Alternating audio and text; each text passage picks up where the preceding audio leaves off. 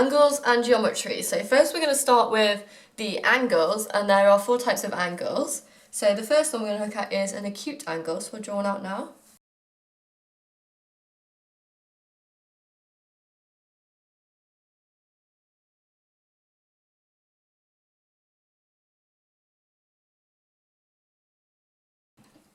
Okay, so here we have our acute angle, so we're calling it's acute, so it's blushing, and basically acute angle kind of means you can think of like cute little small things, and that means the angle is less than 90 degrees. So little small angles. Let's move on to our next angle, which is the angle that is always correct, and that is our right angle.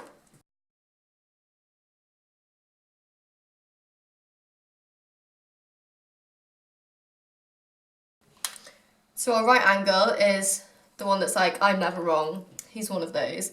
And a right angle is denoted with that symbol there, the fact this is kind of like a square, and that means that it's 90 degrees. So right angle is an angle that's 90 degrees. Also, a little joke about right angles. If you're cold in a room, then you should always stand in the corners because it's always 90 degrees. Let's move on to an obtuse angle.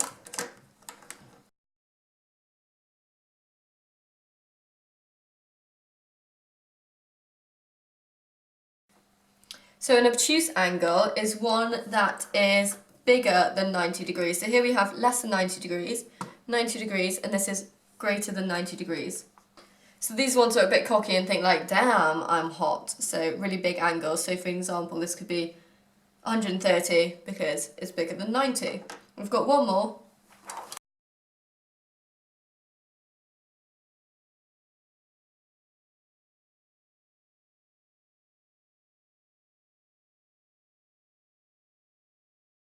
So our last angle is the reflex angle. So these are the flexors, the one that thinks they're like, saying to this one, I'm hotter, the one that thinks they're amazing and flex all the time. So these ones are on fire, and these are greater than 180. So these are the ones that come back on themselves. So 180 is a straight line, and these are the ones that go beyond the straight line, so maybe to there, so that you can see they come back on themselves.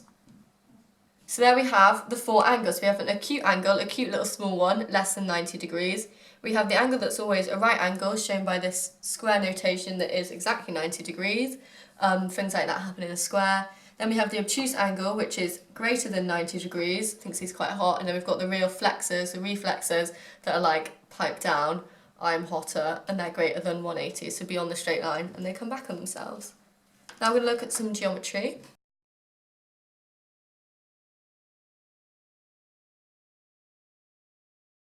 So here we have a triangle, and this can be any triangle, and this rule still holds. So the interior angles of a triangle, so the angles inside, A, B, and C, all add up to 180 degrees every time, whatever triangle you have. So you can have a scalene, isosceles, equilateral, right angle triangle. All of the interior angles, which are the angles in the interior, in the inside, add up to 180. This is also true for angles on a straight line. So there's my attempt at a straight line. So if I have, maybe I did that. So also for a straight line, the angles ABC, all the angles on a straight line, add up to 180 degrees too. So that's for a triangle and on a straight line. And we can see why that works on a straight line, because if you measured that line with a protractor, that is 180 degrees. So all the angles, if you split it up, added together on that line, are going to add up to 180 degrees. Now we move on to a quadrilateral, so this is a 4-sided shape. Please ignore the fact these lines aren't straight. And the angles inside this are a bit different.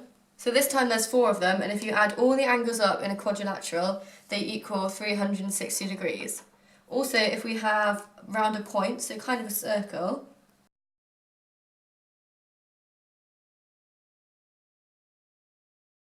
so around this point here, or because it's kind of a circle, we have 5 angles, so all of those added together will equal 360 degrees.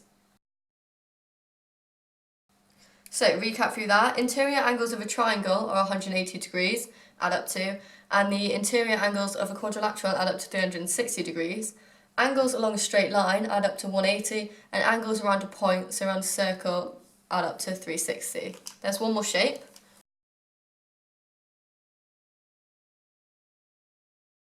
So here we have our isosceles triangle, and that means that it has two lengths the same and two angles the same at the base. So these lines here denote that this line and this line are the same length, and these two marked like that show that those two are also the same size. The two angles are the same size. So that's all you need to know about isosceles triangles, and that's the way they denote it. So now let's look at two questions.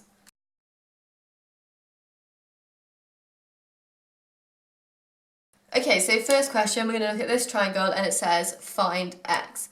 Now we know we can see we have a right angled triangle here denoted by that symbol there.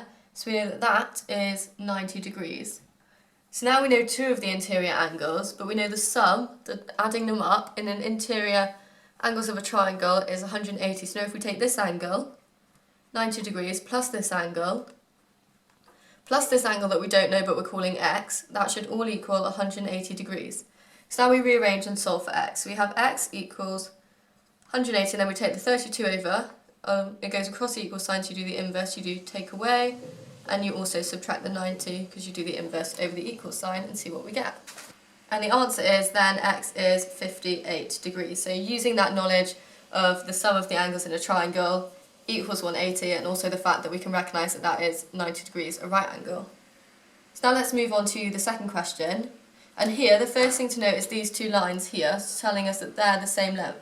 So we immediately know that this triangle here is an isosceles triangle. So two lengths are the same and two angles are the same at the base. So this, we know, is also 64 degrees because we can see it's an isosceles triangle looking at these two lines. Now, if we zoom into this bit, we have 64 degrees and y, which we're trying to find. And that is a straight line. Now we know that angles along a straight line add up to 180 because this whole line here is 180 degrees. So that means this 64 part of it and this y both together are going to add up to give 180 degrees. So now we solve for y. So y equals 180. We take the 64 degrees over and do the inverse, so we subtract 64 degrees. And our answer is y is 116 degrees.